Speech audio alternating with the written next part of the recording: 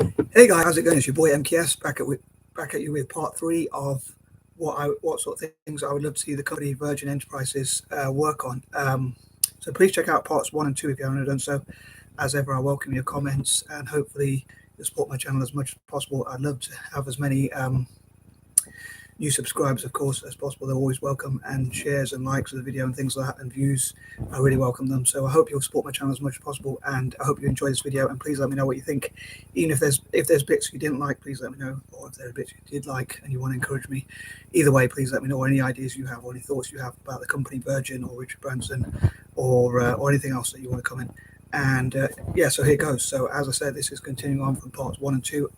I normally do these 3-part lists, or I often do these 3-part list videos where I talk about, because I have so many ideas, I find it easier to break things into lists. And I'm not very good at maths, but I do have this sort of strange thing with patterns and numbers and whatever, even though I'm not very good at maths. Anyway, I'm going to try and stop waffling and get on with the list. So here goes. So number 21, as I probably mentioned in part 1, Virgin, the company Virgin was set up by Richard Branson, who's a fellow dyslexic, but he happens to be a billionaire. If I was a billionaire, I'd give most of my money away. But anyway, he happens to be a billionaire as well, and he's quite an inspirational figure for dyslexics. And apparently, the reason why the company is called Virgin Enterprises or whatever is because, whatever the official name is, Virgin for short, is because they were virgins at business when he started, when he was about 15 or 16 or 17 or something like that. So he started quite young in business, and even before that he was trying to do lots of different businesses, and eventually apparently someone came up with the idea, one of his friends, female friend or whatever, came up with the idea for to be called Virgin because they were virgins at business, but that's in his biography anyway. So yeah, that's a recap about Virgin Enterprises, and I thought it'd be quite coincidental or quite a fitting sort of tribute or a fitting sort of thing if Virgin Enterprises supported young startups from the Black community, as it's Black History Month.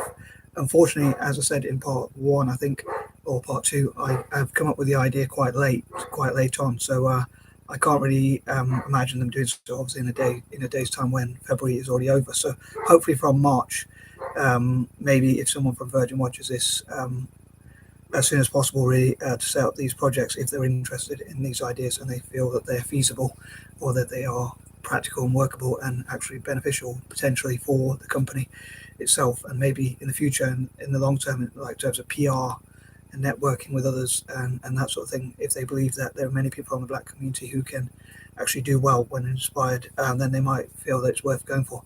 And also I thought that it would be great if they look at because it's Black History Month, if Virgin, the company, on its websites, on its YouTube channels and other things, social media generally and that sort of thing, looked at the contributions to the world, including America, or especially America, as it's Black History Month in America. In the UK, here in the UK, it's actually in February.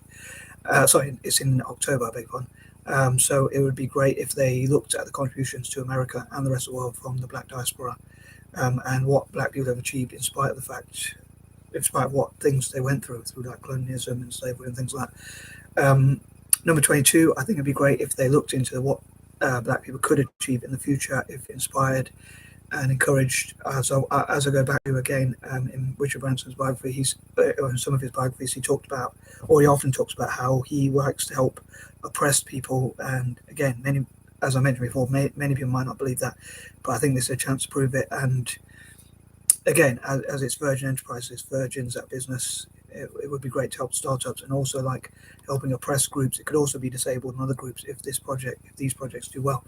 And maybe from next year, every February, Virgin could support 40 Black startups or singers or people from different fields every single February. And in March, it could be indigenous people from across Africa and also Australasia, and in October it could be Black British because it's Black History Month in the UK. But anyway, obviously it'd be up to Virgin Enterprises to decide what they want to do with these ideas, if anything, if they ever find out about them. 23, again, it would be great for them to fund, I think, Black entrepreneurs and startups and SMEs and things like that, and again, singers, songwriters, support their musical careers and support them in different sort of fields, and look at how to help the most vulnerable and oppressed people around the world, especially across Africa and turn their story around, and also support Indigenous Australasians, who I think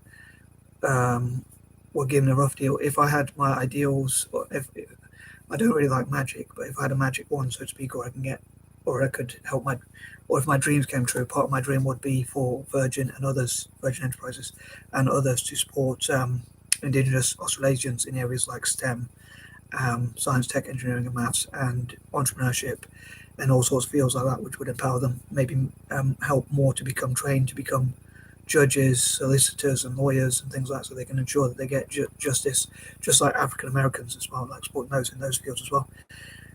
Basically the black diaspora around the world, but including, I'll say, Indigenous Australasians, who I don't think get enough support, in my opinion. So it'd be great to see companies like Virgin Enterprises, and if they do so, then maybe others would be encouraged to do so as well.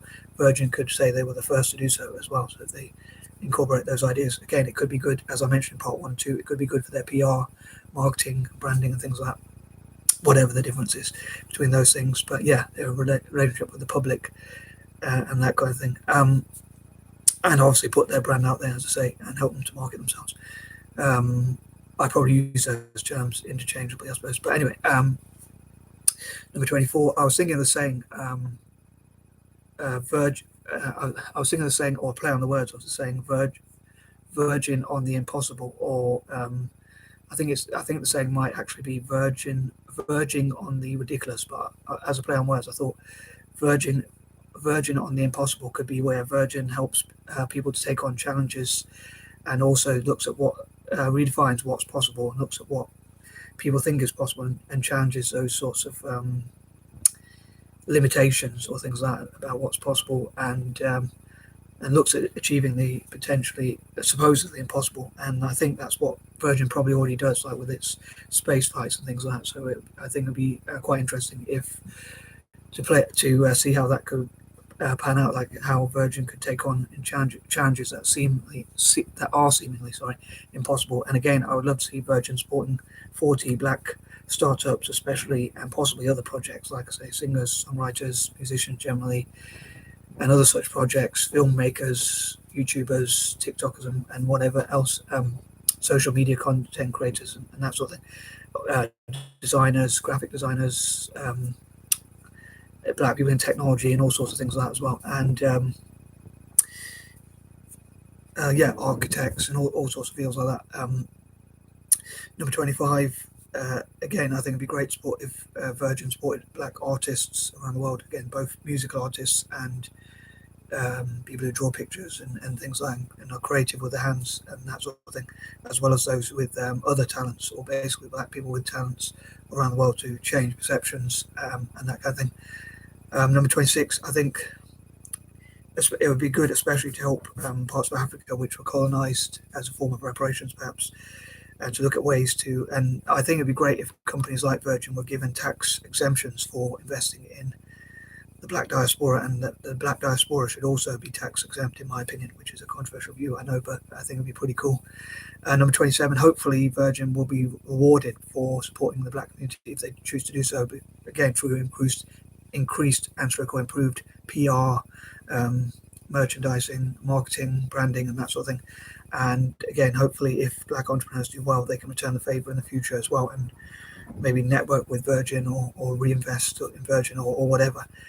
Or maybe they could encourage also people from the black diaspora to have shares in Virgin, or things like that, if Virgin offers shares and that sort of thing, or teach people how to create shares, and that could hopefully also help the company, the Virgin brands, them out as well.